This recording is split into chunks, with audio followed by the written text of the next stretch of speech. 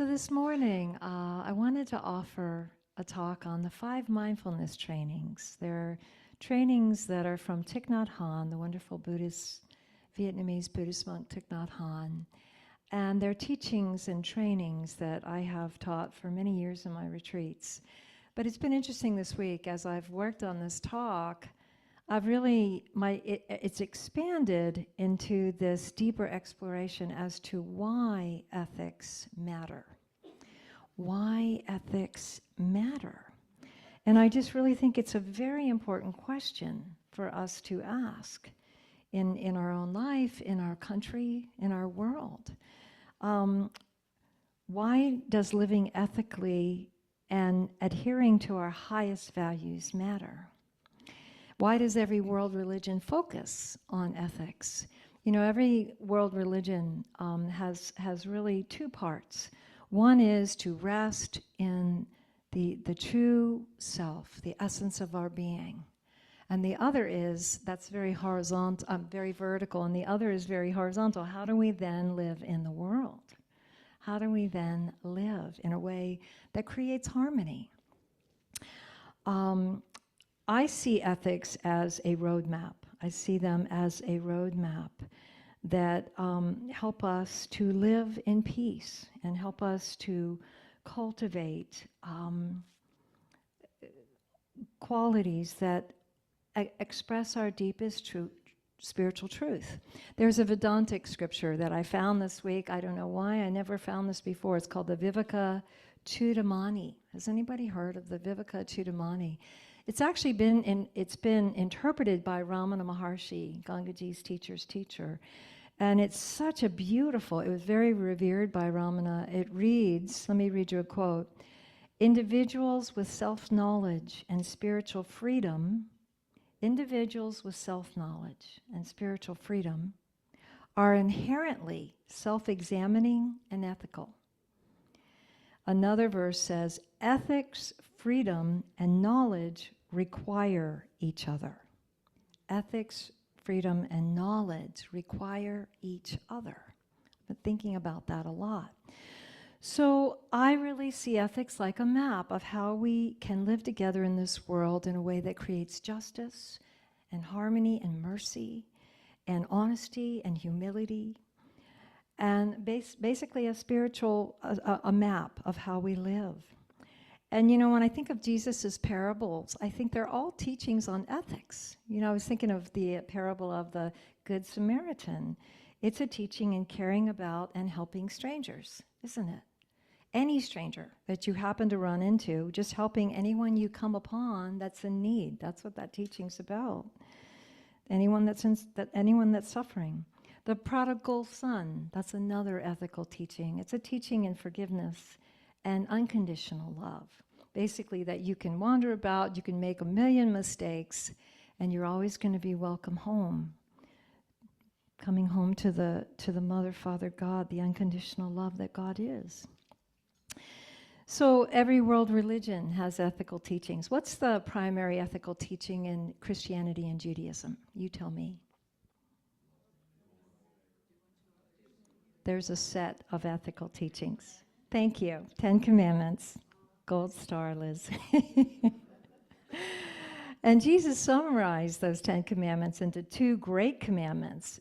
Love God with all your soul and all your heart, and love your neighbor as yourself. Yes. In other words, love matters most, right? Love matters most. And then there's more ethical guidance there. Do not kill, be honest, do not steal or covet, be humble, be fair, and be just. So it's a map of how we live in peace. And at the risk now of showing you just how human and fallible I am, I want to share with you a story of a very early story of an ethical teaching I received when I was just barely 5 years old. It's really humbling to tell this story, but it is a great example of the need, of all of our need in life to learn right from wrong, and how we learn through making mistakes. And that's okay, because we all do it. So I was a little girl, about almost 5, like I said, living in Baltimore. And my mom, where we lived, was right around the corner from a big department store called Hoschel Cones. I don't know if any of you remember Hoschel Cones. Yeah, Lark does, because she lived in Baltimore. And so back then, it was very safe. You know, it was a different world. And my mom would send me to the drugstore right beside Hoschel Cones to pick her up little things she needed, sugar or whatever. And my brother and I would go together usually. And so on this day, my brother wasn't around, and so my mom sent me off. I was playing with my best friend, Carrie Geiselman, and she sent us off to go pick her something up at the drugstore. So it was very exciting, you know, because we hadn't really been out on our own like that. So we went to the drugstore, we picked up something for Mom, paid for it, and then we decided to go into Hoschel Cones, right next door. And we went in, and it was so exciting. We felt like grown-ups, and there were like these bags. Back then, they had the shopping bags by the door. So we just picked up the shopping bag, and we went around, and we found things we liked, and we put them in the shopping bag, and we were having the time of our lives. And we just walked out the door with all these beautiful things. We were so excited to go home, and we went home and we laid everything out on my bed, and we were just marveling at how it was to be all grown up and shop. And my big brother walks in and goes, "Oh, you guys are in trouble." And I'm telling Mom. And he went and he told Mom. And so that was our first inkling. We did something wrong. And when Mom came in and saw what we had done, needless to say, she was very upset. And she sent Carrie home to tell her mom. And she took me on a walk back to Hoschel Cones with all those things in that bag. And the whole walk there, she was explaining to me, you know, you can't just take things. You have to pay for things. There's this exchange, you know, and now you're going to go and apologize. You're going to apologize to the clerk at Hoschel Cones. So, oh my goodness, I mean, I went in there and I was so embarrassed. I felt so much shame. My face was beet red, and I went up and I apologized to the clerk and handed the bag of things. And she was very kind. And so on the walk home, you know, I was crying. And so I got home and, you know, I had to spend some time in my room after that. So it was a very painful teaching, but obviously one I remember, because here I am telling you about it so many years later. And I honestly, I am so grateful for the ethical teachings that my mom shared with me, hard though that they were at times. And to be fair, there's a lot of innocence, you know, in our childhood mistakes. You know, we're trying to understand the world and how it works, right? But I'm grateful. I'm grateful for the ways that my mom taught me ethics. And, you know, children need to understand the importance of ethics, of values, to live a dharmic life. And so do adults, right? So do adults. Part of what makes us teachable is humility, right? I want to always be learning. I'm a lifelong learner. I love to learn. So I was reading an article this week about humility in past presidents. And I was reading about how Jimmy Carter said he really regretted not sending that one more helicopter. You know, if any of you remember what happened back then, there was hostages that were held in Iran for a long time, ended up being over 400 days. And he had a great plan. They had a great plan to rescue them. And they sent in these helicopters, and they needed 6, and he sent 8, but 3 of them broke down. And so he just wishes he would have sent one more, and then they would have been successful. So it was really beautiful to hear him talk with such humility about that mistake, right? Ronald Reagan also was asked, you know, is there anything you regret? And he said he regretted allowing a hostages for arms scheme. And I guess he traded arms for hostages. So they had humility to admit their mistakes, and they saw they could do better. You might have seen the video this week of Reverend Marianne Buddy. She's a Episcopal bishop. She's a leader of about 40,000 people, congregants in Washington National Cathedral. And she gave a talk this week that's been, it's been online everywhere, with the president and his family present, on what creates unity. I recommend listening to that whole 15-minute talk. It's really a powerful teaching. I'm so interested in talks on unity. That's our goal here. That's what we're focused on.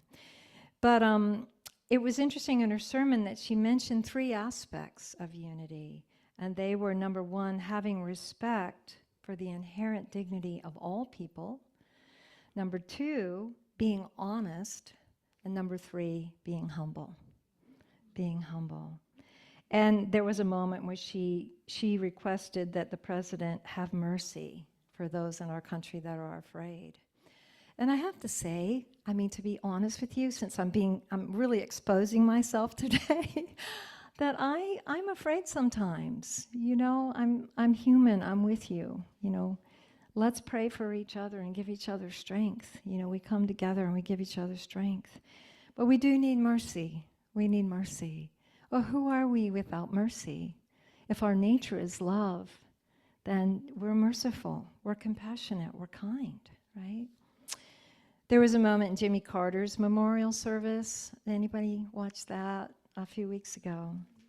I was really touched by what people said. And there was something President Biden said about how Jimmy Carter loved mercy, and that he often quoted the prophet Micah, who said, "He has shown you, O man, what is good, to act justly, to love mercy, and to walk humbly with your God." I love that quote, to act justly, to love mercy, and to walk humbly with your God. Jimmy Carter often quoted his high school teacher who said, "We must adjust to changing times and still hold to unchanging principles, to hold to our cherished values." I was really touched last Sunday by your questions when you came up to Gangaji. I was really proud of what you all asked. But there was a moment someone came up and said to Gangaji that they were afraid, that there was a changing administration and they were feeling a lot of fear. And I was very interested in how Gangaji would respond to that. And the very first thing she said was, "I feel it too." And then she said, "It's intelligent to feel fear when there's real danger, like a huge wildfire coming over the hill." So I think that's important, to contemplate. And, part of mindfulness training, our mindfulness practice, is learning to be honest about our feelings. Be honest about our feelings and open with our feelings, and letting there be spaciousness to meet our feelings, and allowing them to come and go as they will. Something that helps me when I feel fear is breathing. I breathe a lot. And I calm my nervous system, and I calm my body, and I calm my mind. And I remember that love is the greatest power.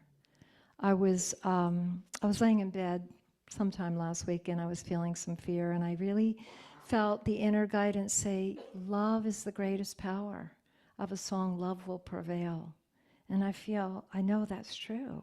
And so when I rest in the essence of my being, I am love, I am light, I am present, and the fear is calmed. The fear is calmed. But Gangaji offered that same guidance in a beautiful teaching. She said, when the fear thoughts arrive, or the fear and worry conditioning arises, see them as hungry ghosts. I thought that was so interesting, to see them as ghosts that need some time in the light of your essential being. I thought that was so helpful, to see the fear thoughts as hungry ghosts. And remember, in just a moment of stopping the mind's worry, just resting and bringing peace to that hungry ghost, we can dissolve the fear. We can just rest in our essential being. And I love that. I just thought that was such a beautiful and kind of a different way to put it.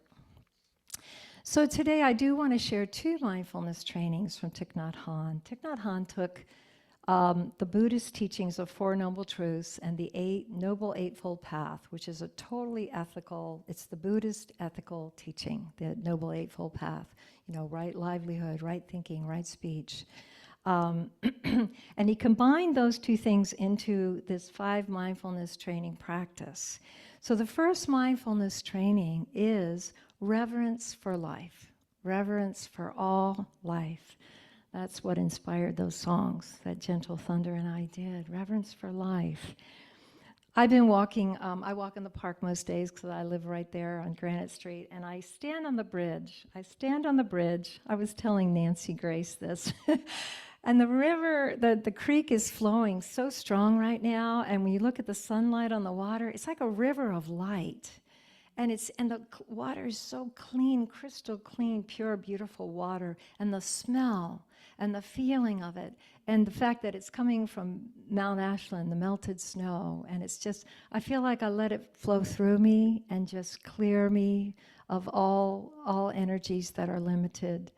And I just receive life, and I feel an incredible reverence for life. So I really recommend spending time in nature. It's so life-giving. There's a description that Thich Nhat Hanh offers about reverence for life. It's long, but I think it's really important, and they recite this, his monks recite this often. Aware of the suffering caused by the destruction of life, I'm committed to cultivating the insight of interbeing and compassion and learning ways to protect the lives of people, animals, plants, and minerals. I'm determined not to kill, not to let others kill, and not to support any act of killing in the world, in my thinking or in my way of life. It's very much like the 10 Commandments, do not kill, right? So he goes on to say, seeing that harmful actions arise from anger, fear, greed, and intolerance, which in turn come from dualistic and discriminative thinking, I will cultivate openness, non-discrimination, and non-attachment to views in order to transform violence, fanaticism, and dogmatism in myself and in the world. That's a mouthful. Could you repeat that back?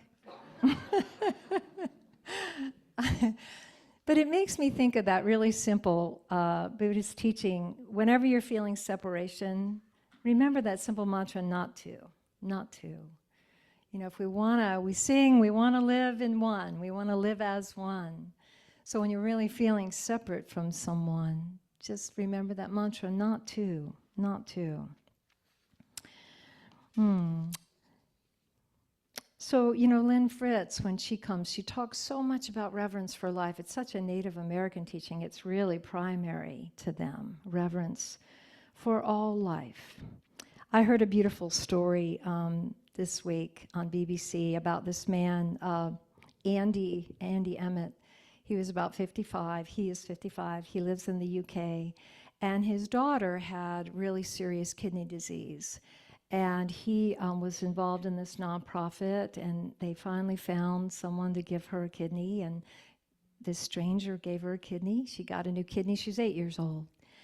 And she lived 364 days, so 1 day shy of a year. So he was, of course, grieving her loss, but he was very involved in this nonprofit that made it possible for her to have that extra almost year. And then he found out there was another girl, a little girl named Amber, that needed a kidney. So without hesitation, he gave her his kidney because she reminded him of his daughter. And I just was so touched. I love to read good news stories. I was so touched by what he said. He said, I saw the appeal for Amber, and there were so many similarities between Amber and Sarah, his daughter, that I felt I just had to put myself forward. I donated a kidney because a kind stranger donated one to my daughter. And she is doing well, and he is doing well, and he's back to work. So I just love that story. You know, we don't have to donate a kidney to have reverence for life. You know, the way we treat one another day to day, right? Just with kindness and with patience and with understanding, stretching. If we have different views, stretching to listen, to understand each other. That is a reverence for life. So there's much more to say about that, but I want to get to the second mindfulness training, which is called true happiness. And Thich Nhat Hanh is describing here what creates true happiness. And he says, aware of the suffering caused by exploitation, social injustice, stealing, and oppression, I am committed to practicing generosity in my thinking, speaking, and acting. I am determined not to steal and not to possess anything that should belong to others, and I will share my time, energy, and material resources with those who are in need. I will practice looking deeply to see that the happiness and suffering of others are not separate from my own happiness and suffering. And I really love that, because that is like the golden rule. You know, it's like an expanded version of the golden rule.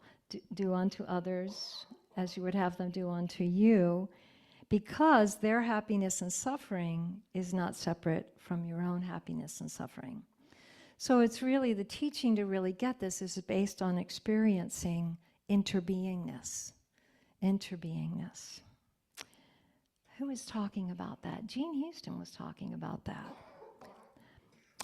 So, you know, that training is asking us to act in ways that are generous and to share versus covet, to use less so others might have their needs met. And I also interpret that not coveting, you hear it in all the mindfulness trainings as well as the different ethical teachings in each religion. To me, it's saying live simply. Live simply. My spiritual teacher, Alma, always inspires me by the fact that she brings in her humanitarian organization, it's called Embrace the World, they bring in so many millions and millions and millions of dollars, and they build these hospitals for the poor, and they build all these colleges, and they build orphanages. And yet, when you go to the ashram in India and you see, I've been lucky enough to see her room, peek into her little room she lives in. It's about maybe 200 square feet at most. It's concrete floors and it's a little single bed. And it inspires me because I live in a room like that right now. And I feel good about it. And it reminds me of the quote from Gandhi, live simply so others can simply live. I love that quote.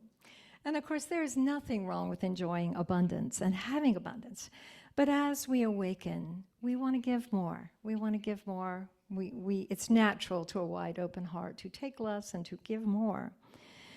So there's a verse in Vivekachudamani that reads, there are good souls, calm and magnanimous, who do good to others as does the spring, and who, having themselves crossed this dreadful ocean of birth and death, help others also to cross the same without any motive whatsoever. I really love that. I love that because when I am resting in the awareness of the love that I am itself, I feel, no fear, and I feel like that I am spring, and my heart is like pink blossoms that are just ready to shower on anyone that happens by, right? I'm just love being. So in conclusion today, I just want to inspire us to consider these 2 mindfulness trainings. I'm going to share the other 3 in the next talk that I give, and making them a regular practice to cultivate reverence for life and really explore what that means on a deeper level, and to realize that true happiness does come from remembering our interbeingness, our oneness, and generously giving unto others, as if they are our own self, because they are in truth. You know what? No matter what happens in this world, we can be true to our true nature, That's really the bottom line that I want to say today. And our true nature is love. Our true nature is love. And I know sometimes it feels like a stretch. It stretches us to be true to it. But we can live aligned with our highest principles. We have the support to do that here in our spiritual community. We're weaving the web of love and community here to lift each other up, to give each other courage and strength and support. United in love, all things are possible. Thank you all so much. Om Shanti.